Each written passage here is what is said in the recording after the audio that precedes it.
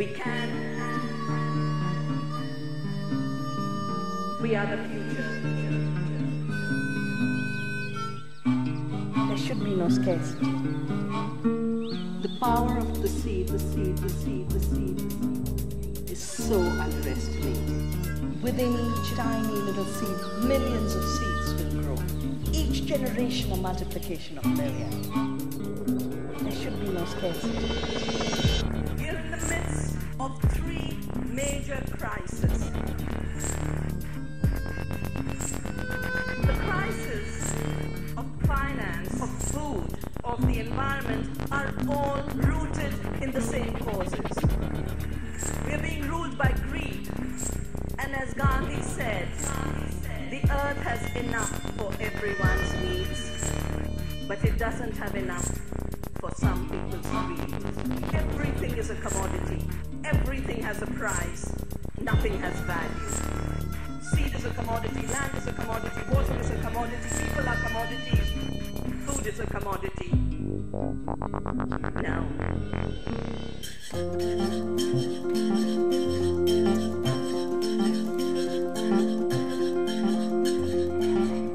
Seed for Vandana is not a commodity.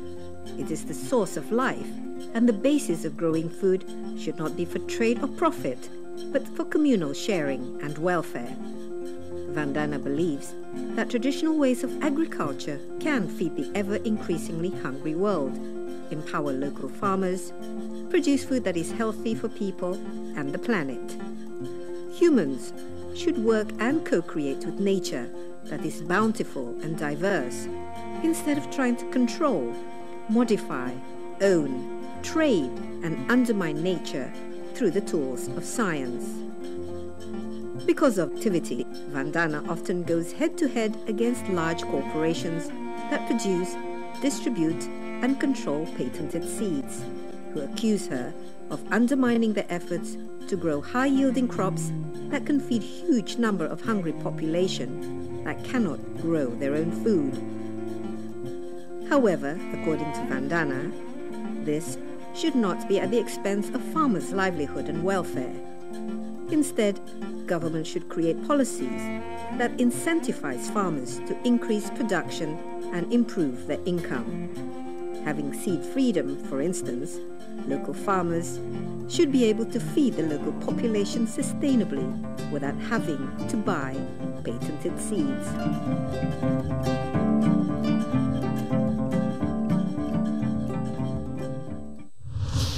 The sad thing now, I mean, I remember eating fruits when I was a child that they don't have anymore. They don't sell in the markets. A lot of the fruits we buy now from the supermarkets are all imported fruit. And if you talk to, farmers, at the end of the day, if you do things organically, it's, they're so used and so dependent on, whether it's fertilizers and pesticides, that it's sort of harder for them to actually switch back to sort of organic process.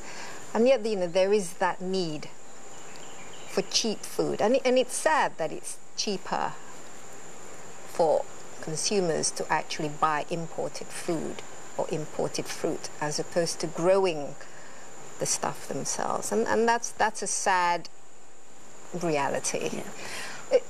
I mean, is there a way so that it's not a zero-sum game, but everybody can sort of thrive doing whatever they want to do without being forced out of their livelihood because they don't have a choice? Because well, the model in which everyone would thrive would be if markets were really free, where the tiny peasant, with their diversity of tropical fruits,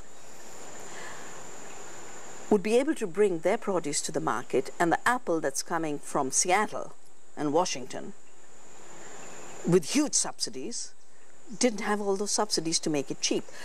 Cheap food traded globally is not cheap. It's very costly. It's very costly financially because of the $400 billion subsidies. It's very costly environmentally. That's where we are getting all the environmental havoc. It's very costly for our health. If you add the doctor's bills, and you add all the disaster bills, and you add the subsidy bills, we wouldn't be able to afford this artificially cheap food. Why are things that were totally viable in our childhood, and we've had the privilege of growing up in a world where diversity was not a luxury. Diversity was the way. Diversity was the way we did agriculture. Diversity was the way we thought in society, where nobody had problem with different religions, different languages. Fundamentalism hadn't been born at that time, and I've written in many of my books that fundamentalism is the other side of the coin of corporate globalization, because it breeds insecurity. Corporate globalization breeds insecurity. Insecurity of all kinds creates fertile grounds. I think there are three ways where we can turn this around. The first is, if farmers aren't made poor through selling them costly seeds, selling them costly chemicals, allowing them to save their own seeds, which is what seeds sovereignty is about, and grow their food ecologically, that would solve the problem of the economic unviability of an organic farmer compared to a chemical farmer with all the subsidies. The second thing we need to do is really visit the false cheap. And to do this, we need a collaboration of society. A farmer alone won't be able to shape a new market, but consumers working with farmers can shape a new market. And when they join up to say to the farmer, you produce for me taste and nourishment and health. You avoid doctor's bills for me.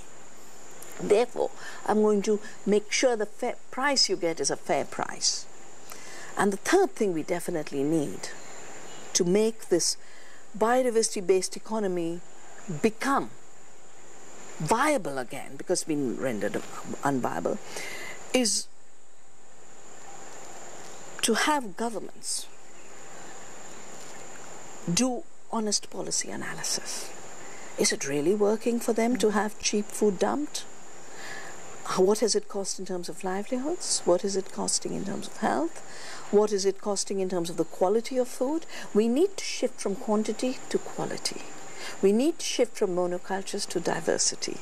And most importantly, we need to shift from the idea that 5 giant corporations can solve the problems of the world to the recognition that every human being is a creative human being, and they must all be involved in building on their ancient wisdom, using new science and innovation to create opportunities that don't work against the earth and against society, but benefit the earth and benefit society.